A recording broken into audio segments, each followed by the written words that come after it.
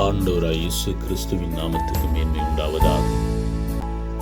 சங்கீதம் 37 வசனம் 34 இப்படியாய் சொல்லப்படுகிறது: நீ கர்த்தருக்கு காத்திருந்து அவருடைய வழிகளை கைக்கொள், அப்பொழுது நீ பூமியை சுதந்தரித்துக் கொள்வதற்கு அவர் உன்னை உயர்த்துவார்.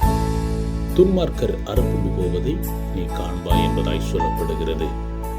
அன்பானது வச்சனமே, நீங்கள் கர்த்தருக்குள் காத்திருக்கும் பொழுது அவர் உங்களை உயர்த்துகிறவராயிருக்கிறார். அவர் உங்களை ஆசீர்வதிக்கிறவராயிருக்கிறார்.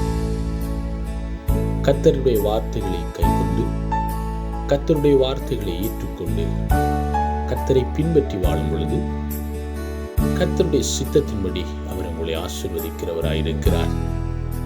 ஆண்டவராய் இயேசு கிறிஸ்து உங்களை ஆசீர்வதித்து உங்களை பாதுகாப்பாராக. God bless you.